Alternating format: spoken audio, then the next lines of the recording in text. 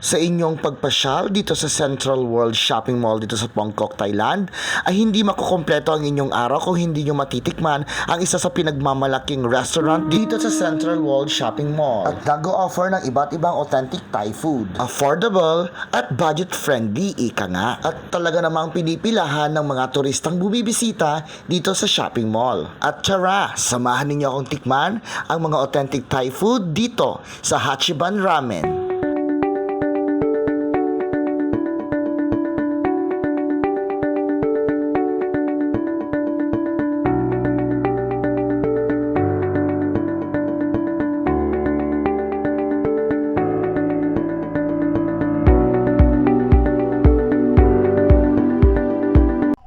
Hello guys, nandito na tayo ngayon sa loob ng food house. At ang aking order ay, ano pangalan nito?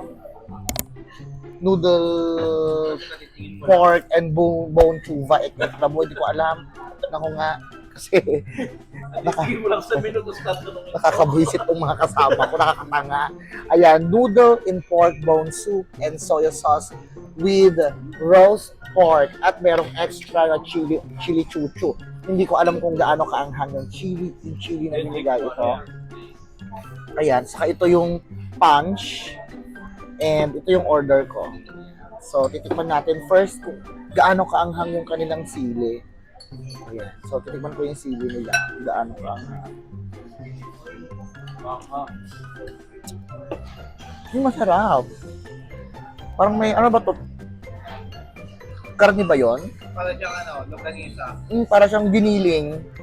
Para siyang giniling na maanghang, na matamis. Tino. Masarap.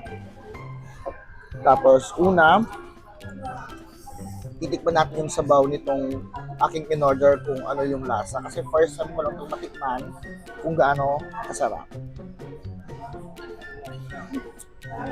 Oh! Kakaiba yung lasa niya. Matitikman mo yung parang smoky nung lasa ng soup, and then talagang very rich yung ingredients niya. At talagang lasang-lasa mo yung mga seasoning and other flavorings ng soup na ito. Talagang mapapahigop ka sa sarap ng mainit talaga.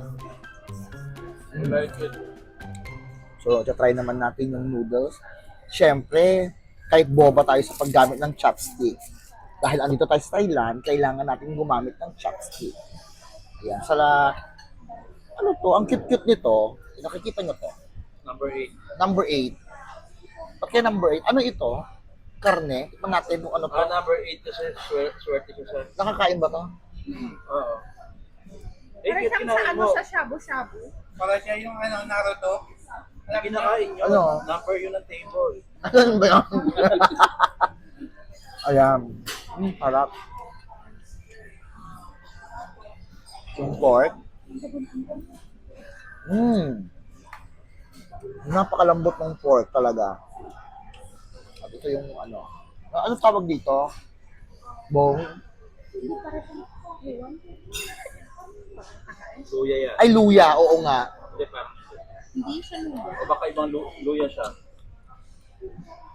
Ay, hindi. Parang radish. Nakikita niyo yung noodles? Yan, yung noodles nila. Talagang matataba yung noodles dito. And ang haba. Yan, no? So, titikman natin yung noodles.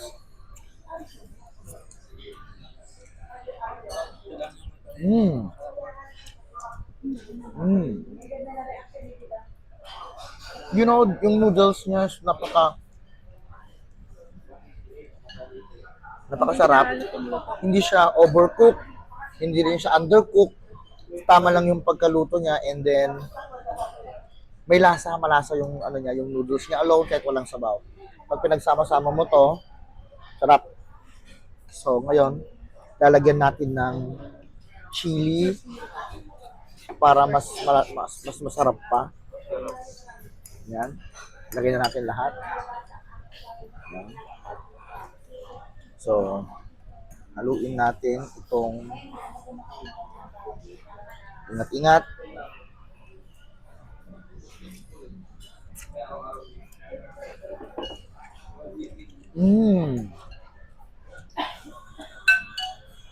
nagbabago yung lasa niya pag meron na yung chili sauce niya. Nagiging may lasang porky, lasang parang seafood, something like that. At malalasa mo rin yung smoky nung sabaw. Sarap. Tara, kain.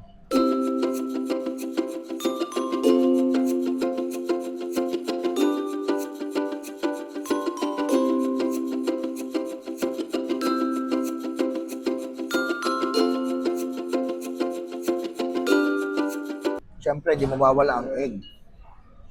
Siyempre yung egg, automatic na to egg. Sa halagang 108 baht, may enjoy mo na yung ganitong napaka expensive nung lasa niya, and talagang pati yung lugar, makikita mo parang feeling mo nasa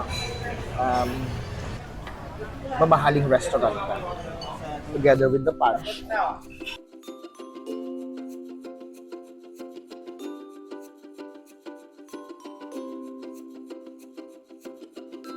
So ayan, samahan nyo muli ako sa lahat pa ng pupuntahan natin dito sa Bangkok, Thailand na mga kainan, pasyalan. Ipapakita ko sa inyo at syempre titikman ko din naman lahat ng mga pagkain na swak sa panlasa ko.